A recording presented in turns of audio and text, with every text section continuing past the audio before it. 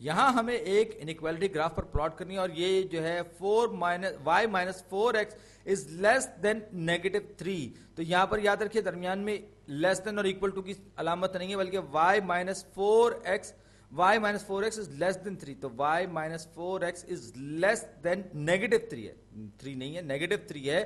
تو اگر میں دونوں سائڈز پہ اس انیکویلٹی میں 4x ایڈ کر دوں گا تو لیفٹ ہینڈ سائڈ پر میرے پاس یہ 4x کینسل ہو جائیں گے, 4x اور -4x, تو y از لیس دین. اب میں اس کو سلوپ انٹرسیپٹ فارم کے سٹائل میں لکھوں گا, یعنی کہ 4x جو سلوپ والا x کے ساتھ ہمیشہ سلوپ ہوتی ہے, تو 4x -3 لکھوں گا میں اس کو -3 + 4x لکھ سکتا تھا, لیکن مجھے دراصل سلوپ انٹرسیپٹ فارم سے ملتی جلتی شکل چاہیے. اب اگر یہ ایک اسٹریٹ لائن ہوتی, میں پہلے یہ گراف پہ بنا لوں, ایکس ایکسس ہے یہ میرا اور یہ میرا وائی ایکسس ہے, یہ میرا وائی ایکسس ہے, تو یہ جو انیکویلٹی ہے y از لیس دین 4x - 3, یعنی کہ 4x کی x کی کوئی بھی ویلیو ہوگی اس میں اس کو 4 سے ضرب دے کر اس میں سے جب 3 نکال دوں گا تو y کی ویلیو اس ویلیو سے ہمیشہ کم ہوگی. یعنی اگر میں ایک تصور کروں کہ ایک ایکویشن ہے 4 = 4x - 3, تو وہ دراصل اس انیکویلٹی کے لیے باؤنڈری کا کام کرے گی, یا یوں کہیں کہ حدود کا کام کرے گی. باؤنڈری وال, یہ حد ہم نے بنا دی ہے, y کی ویلیو اس سے آگے نہیں بڑھ سکتی بلکہ اس کے اندر رہے گی, اس کے برابر بھی نہیں آ سکتی. تو یہ باؤنڈری جو ہے y = 4x - 3 ہے. اب یہ کیونکہ آپ دیکھ سکتے ہیں یہ ایک اسٹریٹ لائن ہے, اس کا y انٹرسیپٹ -3 ہے اور سلوپ جو ہے وہ 4 پہ, 4 اس کا سلوپ ہے اور -3 اس کا y انٹرسیپٹ ہے. اب اس صورت میں کیا ہوگا, اگر میں اس باؤنڈری کو میں بناؤں x کی ویلیو اور y کی ویلیو, تو x جب 0 ہوگا تو 0 - 3 -3 ہو جائے گا. اسی طریقے سے میں چلیے کوئی اور ویلیو رکھتا ہوں, یعنی کہ یہاں پر میں ہوں گا x کی ویلیو 0 ہوگی تو یہ -3 ہوگا, اور ظاہری بات ہے آپ دیکھ سکتے ہیں یہ اس کا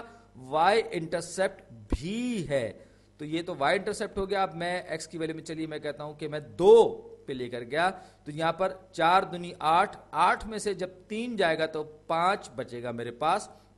یہ کیا ہو جائے گا 1 2, جب x کی ویلیو میں نے 2 کی تو y ایکسس پہ میں کتنا اوپر چاہوں گا, 1 2 3 4 5, یہاں 0 سے میں اوپر یہ 5 تک گیا. تو یہ 2 پوائنٹس میرے پاس آ گئے, اور جیسا کہ ہم دیکھ چکے ہیں یہ جو 4x,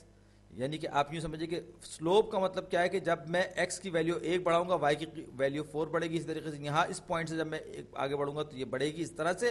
لیکن اب کیا ہوگا, اب جو مجھے کام کرنا ہے, کیونکہ میرے پاس جو شرط ہے وہ یہ کہ y = 4x - 3 نہیں ہو سکتا, = اور لیس دین نہیں ہے بلکہ صرف اور صرف لیس دین ہے. یعنی کہ مجھے سختی سے اس بات کی پابندی کرنی ہے کہ y کی ویلیو 4x - 3 سے کم ہونی چاہیے. اس لیے میں یہ ڈاٹڈ لائن بناؤں گا, یہ ڈاٹڈ لائن بناؤں گا جو اس باؤنڈری کو ظاہر کر رہی ہے, اور ڈاٹڈ کا مطلب یہ کہ y کی ویلیو اس کے برابر نہیں ہو سکتی. یعنی اگر یہ ایک پوائنٹ ہو